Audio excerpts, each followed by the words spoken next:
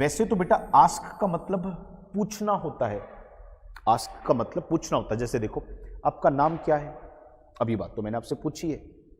तो जब हम कोई भी चीज किसी से पूछते हैं तो उसे इंग्लिश में हम आस्क कहते हैं। ये तो आस्क का जेन्युइन मीनिंग हो गया बेटा।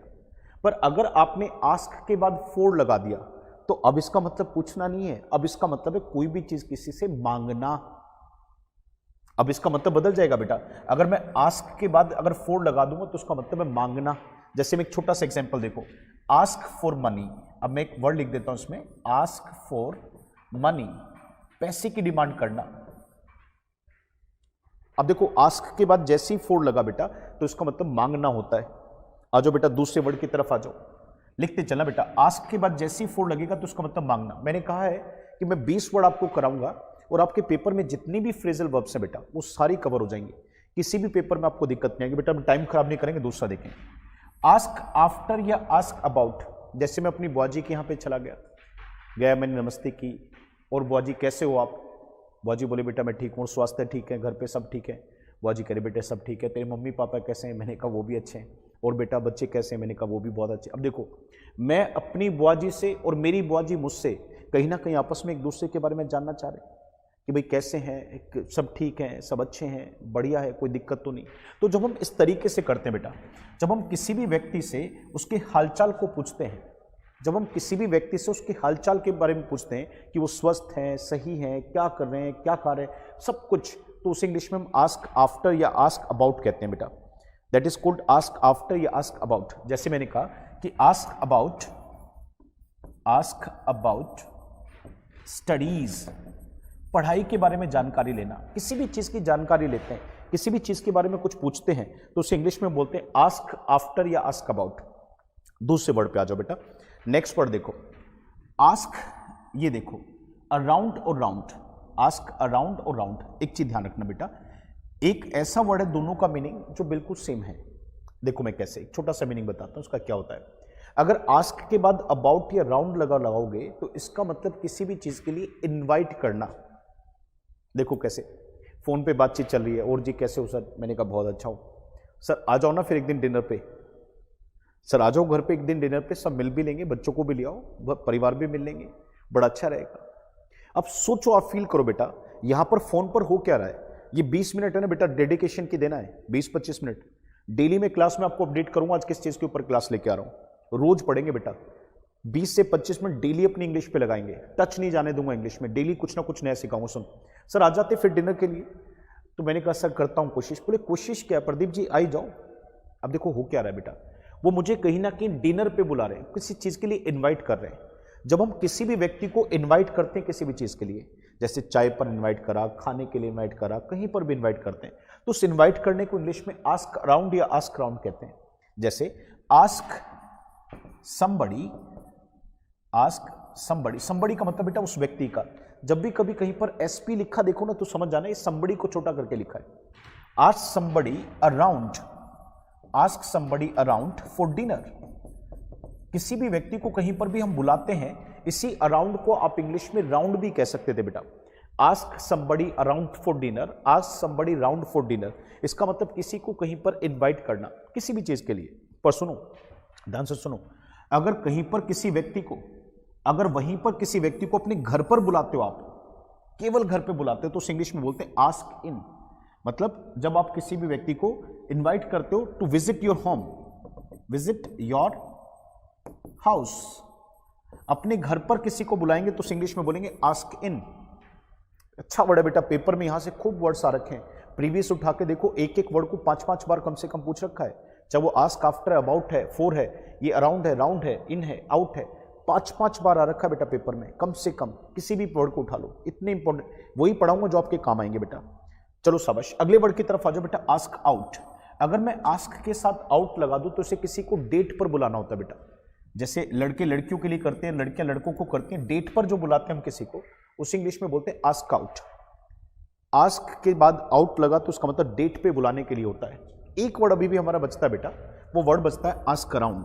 आपको नहीं सर, आस्क अराउंड तो आपने पढ़ाई दिया नहीं बेटा, एक और चीज होता है, मैं बताता हूं इसमें क्या होता है। अगर हम आस्क के बाद अराउंड लगा दे, राउंड नहीं केवल अराउंड, तो इसमें एक नया शब्द पैदा होता है, वो शब्द बताता हूं, देखो क्या होता है बेटा। कितनी बार ऐसा होता है बेटा जी, जैसे मान लो अभी क्या हुआ कि मेरे चाचा जी हैं, मुझे बोले प्रदीप चल बेटा चलेंगे एक बार। मैंने कहा किस लिए? कहते वो मतलब लड़का देख के आना तेरी सिस्टर के लिए। चले गए। अब देखो हमने क्या करा, वहां तो हम गए, पर साथ ही साथ आसपास के 2-4 जो लोग जान पहचान वाले थे उनके यहाँ भी गए और जाके पूछा जी बंदे कैसे हैं, कैसे लोग हैं, लड़का क्या करता है, नेचर कैसा है, परिवार का बैकग्राउंड कैसा है। हर घर में गए हम जो हमारे जान पहचान वाले थे और वहां जाके उनके बारे में तहकीकात की। जब हम किसी भी व्यक्ति के बारे में जानकारी, किसी चीज के बारे में जानकारी इकट्ठा करते हैं उसको जानने के लिए कि वो कैसा है, कैसे लोग हैं, तो उस इंग्लिश में हम हमेशा बोलते हैं बेटा आस्क अराउंड। फिर रिपीट करता हूं बेटा, जब हम किसी भी व्यक्ति के बारे में जानकारी इकट्ठा करते हैं, जब हम किसी भी व्यक्ति के बारे में जानकारी इकट्ठा करते हैं कि कौन व्यक्ति कैसा है, किस नेचर का है, या कोई चीज कैसी है किस नेचर की। मान लो जैसे मुझे गाड़ी लेनी है, अब मुझे गाड़ी लेनी है, मैंने गाड़ी पसंद कर ली, तो गाड़ी लेने के बाद मैं क्या कर रहा हूँ, कहीं यूट्यूब पे जा रहा हूँ, कहीं फेसबुक पे जा रहा हूँ, कहीं मैं गूगल कर रहा हूँ, दोस्तों से पूछ रहा हूँ, मैंने कहा यार गाड़ी कैसी है, ले लूँ, कैसे लूँ, क्यों लूँ। तो मैं क्या कर रहा हूँ बेटा, गाड़ी के बारे में जानकारी इकट्ठा कर रहा हूँ। तो जब हम आसपास के लोगों से, चीजों से जानकारी इकट्ठा करते हैं तो दैट्स कॉल्ड आस्क अराउंड। कहते हैं ना, before buying anything ask around, before taking any decision ask around. तो उसके बारे में पूछ लो। अब मैं उम्मीद करता हूं बेटा आस्क के जितने भी शब्द हैं आपको बहुत अच्छे से क्लियर होंगे बेटा। कोई भी वर्ड ऐसा बेटा आस्क का जिसमें आपको डाउट रह गया, जस्ट लेट मी नो। बेटा देखो चैप्टर की बात है, मैं रिपीट कर देता हूं जो बच्चे लेट जुड़े। बेटा जी ये जो क्लासेस चल रही हैं ये हमने वहां से नहीं उठाया बेटा, हमारा जो बैच में जो जो सिलेबस चला हुआ था बेटा उस सिलेबस को नहीं, उसके अलावा बेटा मैंने रिपीट करके एक बार अभी कहा था, मैं एक बार फिर कह देता हूं कि जब आप पेपर में जाते हो तो पेपर में जाने के बाद कुछ चीजें ऐसी हैं जो पेपर में, एक ग्रामर पेपर में नहीं आती बेटा। अब ग्रामर के अलावा देखो तो 40% वोकेबलरी है, पर जितनी ग्रामर आती है उतनी वोकेब भी आती है, और 20% आपका रीडिंग है।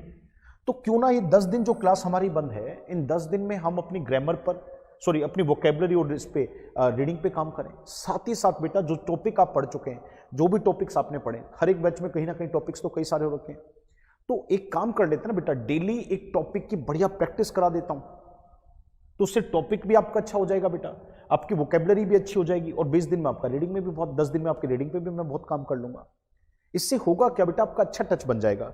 ये क्लासेस मैं रिपीट कर दें जो बच्चे लेट जुड़े कि बेटा जो भी क्लास डलेगी यहाँ पर वो 24 घंटे तक आपको दिखेगी, 24 घंटे के बाद वो क्लास वहां से हटा दी जाएगी इस प्लेटफॉर्म से।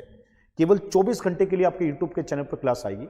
आप इसको लाइक और सब्सक्राइब कर लो, जैसे ही क्लास आएगी तो आपके पास नोटिफिकेशन आ जाएगा कि क्लास आ गई, पर 24 घंटे से ज्यादा नहीं। जैसे आज मैं आपको करा रहा हूं 1 से 2 नंबर, आने वाली 2-3 क्लास में मैं आपके 1 से 2 नंबर और रीडिंग में बहुत बड़ा फायदा मिलेगा फ्रेजल वर्ब्स का, वो मैं आपको बहुत अच्छी करा दूंगा। जो बच्चे लेट जुड़े तो फ्रेजल वर्ब का डेफिनेशन देख लेना बेटा। अब मुझे लगता है कि सारे के सारे वर्ड आपको समझ में आएंगे, मैं एक बार रिकेप दे देता हूं, जल्दी क्विक रिवीजन देता हूं बेटा। अगर आस्क के बाद फोर लगाते हैं तो उसका मतलब कोई चीज किसी से मांगना, मेरे साथ बोलते रहना बेटा, कोई भी चीज किसी से मांगना तो आस्क फॉर। दूसरी बात पे आ जाओ बेटा, आस्क आफ्टर या फिर अबाउट कहते हैं तो किसी के बारे में जानना, उनके स्वास्थ्य के बारे में, आसपास के लोगों कौन कैसा है क्या है। तीसरा वर्ड हमने पढ़ा बेटा आस्क अराउंड या अराउंड। आस्क अराउंड या अराउंड का मतलब होता है किसी भी व्यक्ति को कहीं पर किसी चीज के लिए इन्वाइट करना, पर वहीं पर किसी के घर पे इन्वाइट करते तो आस्क इन आता है, वहीं पर किसी डेट के लिए इन्वाइट करते तो आस्क आउट आता है। किसी चीज की जानकारी लेने के लिए जब हम पूछते हैं तो उस इंग्लिश में बोलते हैं बेटा हम क्या, आस्क अराउंड, फिर राउंड नहीं अराउंड आता है। ये सब इसके मतलब। अब सुनो, अब इनके सेंटेंस बना के देखना बेटा। आस्क अपने आप में एक वर्ब है ना बेटा, हर एक वर्ब की अपनी एक फॉर्म होती है बेटा। आस्क की एक फॉर्म है बेटा, आस्क सेकंड फॉर्म क्या होगी आस्क। इसके बाद दूसरी फॉर्म उठाऊंगा बेटा, अभी डेली अपनी कॉपी लेके बैठ जाए करो, पेन लेके, रोज रूटीन से पढ़ाऊंगा बेटा, डेली आपका टच नहीं जाने दूंगा। आस्क, आस्क्ड, आस्क्ड, ये अपने आप में एक फॉर्म है बेटा। हर एक वर्ब का अपना एक मीनिंग है बेटा। जैसे आज हम फोकस करेंगे सेकंड फॉर्म के ऊपर, वर्ब की सेकंड फॉर्म को अच्छे से प्रैक्टिस करेंगे। आपको याद होगा बेटा कि वर्ब की सेकंड फॉर्म से, एक वर्ब की सेकंड फॉर्म से हम एक ऐसे समय को दिखाते हैं जो समय अब नहीं रहा। कोई भी टाइम में जो चला गया उसे हम पास्ट कहते हैं। पास्ट में कोई भी काम हो तो उसे वर्ब की सेकंड फॉर्म से दिखाते हैं। अब मुझे एक बात बताइएगा, सिंपल सी बात। अब देखो, अब मैं आपके सामने एक वर्ड लेके आता हूं बेटा, लास्ट वीक। जब मैंने जैसे ही लास्ट वीक लिखा तो कहीं ना कहीं मैंने आपको एक टाइम तो दे ही दिया बेटा, और टाइम भी वो हफ्ता जो चला गया, लास्ट वीक हो गया पास्ट। अब जब बेटा ये पास्ट हुआ तो घटना पास्ट में घटी तो वर्ब की सेकंड फॉर्म आएगी। अब देखो हुआ क्या बेटा जी, मैंने यानी कि आए। अब कोई भी चीज किसी से मांगते हैं, डिमांड करते हैं तो उसके लिए हम आस्क जैसी वर्ब का प्रयोग कर सकते हैं। आस्क किया, पर कब किया? लास्ट वीक किया बेटा। तो घटना पास्ट की थी, तो पास्ट होने की वजह से मैंने यहां पे सेकंड फॉर्म ले ली बेटा, आस्क्ड। अब देखो मैंने क्या करा, डिमांड करी, तो किसी से तो डिमांड की होगी। अब मैं वर्ड को यूज करना सीखा रहा हूं बेटा, किसी से तो डिमांड की होगी। अब मैंने डिमांड करी अपने पिताजी से, तो आई आस्क्ड माय फादर।